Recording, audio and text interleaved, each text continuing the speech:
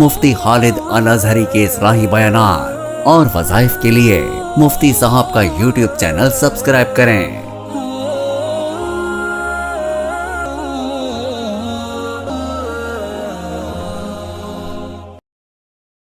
نحمده ونصلي ونسلم على رسوله الكريم اما بعد فاعوذ بالله من الشیطان الرجیم بسم اللہ الرحمن الرحیم۔ معزز ناظرین کرام، السلام علیکم ورحمۃ اللہ وبرکاتہ۔ آج ایک ایسے موضوع پہ چند کلمات کہوں گا جو موضوع آج کل ہر گھر کا معاملہ ہے۔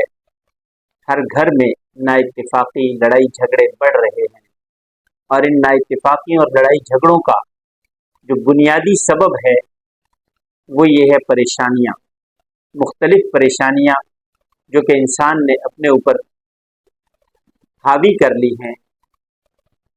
اصل بات یہ ہے کہ اللہ تبارک و تعالیٰ کی طرف سے رجوع کم ہوتا جا رہا ہے، اور ان پریشانیوں کے باعث گھروں میں لڑائی جھگڑے بڑھ رہے ہیں۔ جب لڑائی جھگڑے بڑھتے ہیں تو گھر ٹوٹتے ہیں۔ کئی ایک مثالیں ہمارے سامنے موجود ہیں کہ نا اتفاقی کی وجہ سے گھر ٹوٹ گیا، گھر ٹوٹنے کے بعد پھر پچھتاوا رہ جاتا ہے، پھر اس کے بعد کوئی اور صورت نہیں رہتی۔ تو ان پچھتاووں سے بچنے کے لیے بعد کے پچھتاووں سے پہلے کی احتیاط بہتر ہے۔ اللہ کے حکموں میں اللہ نے سکون رکھا ہے۔ الا بذکر اللہ تطمئن القلوب، اللہ کے ذکر میں اللہ نے سکون قلب رکھا ہوا ہے۔ تو جب بھی گھر میں داخل ہوں، باہر سے آنے والا کوئی بھی ہے، مرد عورت بچہ بڑا بوڑھا کوئی بھی، جب گھر میں داخل ہو تو اونچی آواز سے گھر میں سلام کرے۔ سلام کرنے کے بعد ایک مرتبہ دل ہی دل میں سورہ اخلاص پڑھے، اور اس کے بعد ایک مرتبہ درود ابراہیمی پڑھے۔ سلام کرنے سے اللہ کی رحمتیں متوجہ ہو جائیں گی، اور جو لوگ گھر میں ہوں وہ اس کا جواب بھی دیں۔